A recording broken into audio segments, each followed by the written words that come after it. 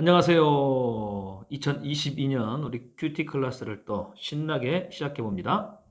오늘 제목은 준비된 사람, 누가복음 1장 67절에서 80절까지 말씀이죠. 주님을 사랑하는 마음, 주의 길을 예비하는 자의 삶입니다. 이렇게 살아간 사람이 있는데, 자, 그 사람이 누구인지, 또 우리도 그 사람을 또 닮아가는 또 우리가 한 해가 되기를 소망하며 우리 묵상을 시작합니다. 이번 주 우리 교회에서 특별 새벽 예배를 보내고 있는데, 자, 이때 담임 목사님이신 이정환 목사님이 성도 한 사람 한 사람을 위해서 대형 기도를 하시면서 축복 기도도 해주셔요. 아, 대언은 남을 대신하여 말하는 것을 뜻으로, 대언 기도란 목사님이 성도를 대신해서 하나님께 기도하는 것을 말합니다. 다시 정리하자면 대언 기도란 뭘까요? 우리가 하나님의 음성을 들을 수 있도록 도와주는 역할이라는 것이죠. 그래서 목사님도 가족들과 함께 이번 주 수요일 날 새벽에 모두 다 받았어요. 그래서 말인데 우리 친구들도 와서 대언 기도 받았으면 좋겠어요. 하나님의 음성을 들으면 하나님의 마음과 뜻도 우리가 알 수 있게 되고요. 그리고 기도할 수 있는 자신감이 생겨나게 될 겁니다. 특히 새해가 되는 이때 받는 대언 기도는 굉장히 유익합니다. 자신을 향한 하나님의 말씀을 들으면 어떨까요? 힘이 나요. 힘이 납니다. 다음 주 목요일까지만 그 대언 기도를 하는데 부모님에게 신청해 달라 그래가지고 우리 친구들이 받으면 너무 좋을 것 같아요. 오늘 본문에서도 바로 아빠 사가랴가 아들 요한에게 대언 기도를 하는 장면이 67절에 나옵니다. 같이 읽어볼까요? 그의 아버지 사가랴가 성령으로 충만해 예언을 했습니다. 여기서 쓰인 예언은요, 어떤 단어? 대언과 같은 단어입니다. 한자를 한글로 번역하다 보니까 생겨나는 차이일 뿐이지 의미는 같아요. 그런데 이 차이가 성경을 이해하는데 혼란을 좀 많이 가져오기도 했어요. 자, 여기서 그래서 우리 예자 한자를 한번 살펴볼 텐데, 자, 한자가 다르죠. 근데 단어는 똑같이 예자예요. 근데 왼쪽에 있는 단어는 바로 미리 예자. 그래서 어떤 사람들은 이 예언 기도, 대언 기도하면 어떤 한 사람이 앞으로 다가올 일을 미리 말하거나 한 사람에 대하여 미리 말하거나 또 알거나 짐작하여 말하는 것을 마치 점쟁이처럼 이렇게 미래일 상황을 알려주는 것으로 생각하는데 이건 아주 미신적인 신앙인 거예요. 그렇다면 바로 이 단어는 한자로 어떤 의미일까요? 바로 맡길 예입니다.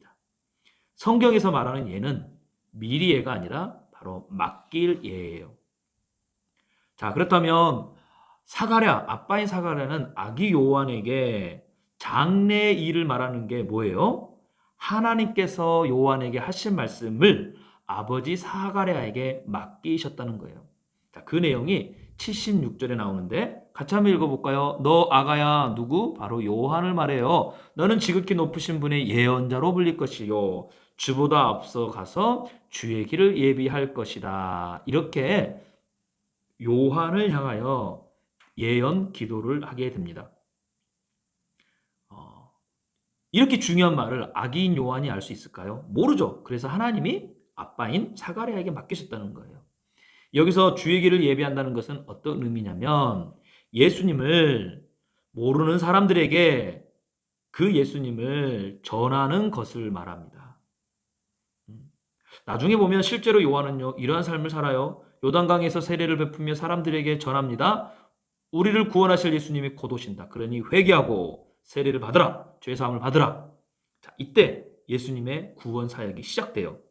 실제로 중요한 진리 하나를 그래서 여기서 발견하게 되는데 그게 뭐냐면 아기 요한에게 맡겨진 기도가 어린이 된 세례 요한에게는 결국 무엇이 됐을까요?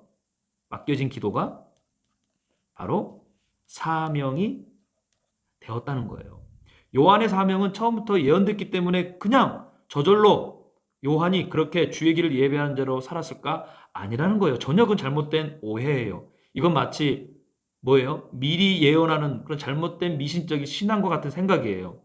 오히려 맡겨진 이 기도를 통해서 요한은 뭐예요? 자신의 사명을 성장해가면서 깨닫게 된 거고 준비해 갔다는 것이죠. 그래서 80절은 이것을 이렇게 잘 정리하고 있는데 그 아기는 자라면서 영이 강건해졌고 이스라엘 백성들에게 공개적으로 나타난 날까지 어디서? 광야에서 살았습니다.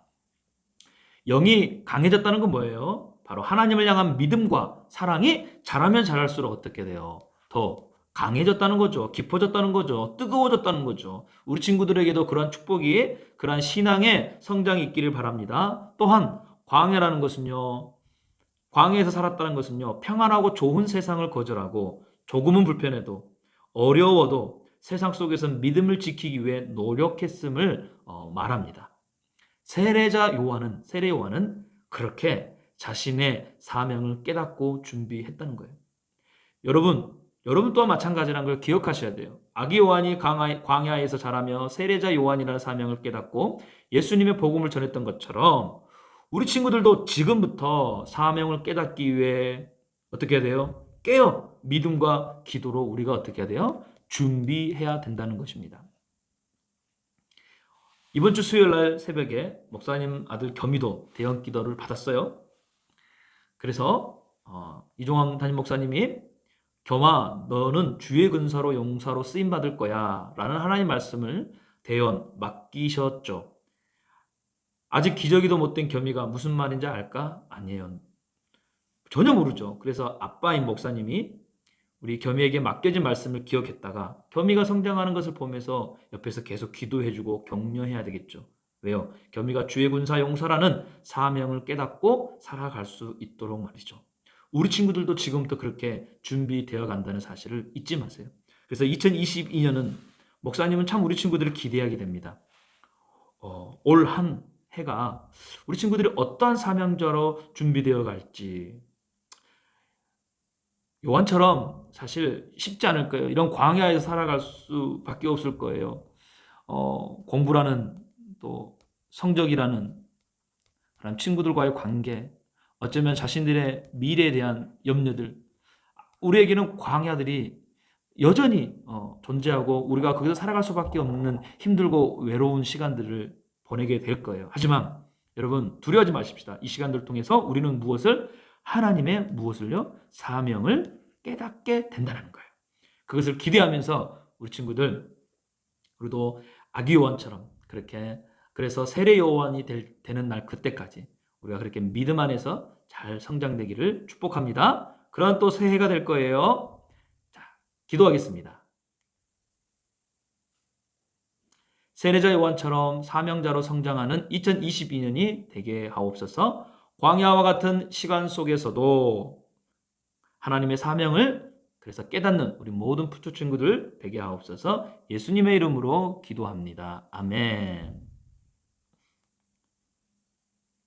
자, 우리 친구들 우리 다음 주에 또 만나요. 큐티 하세나 열심히 하고 사랑이 축복해. 안녕.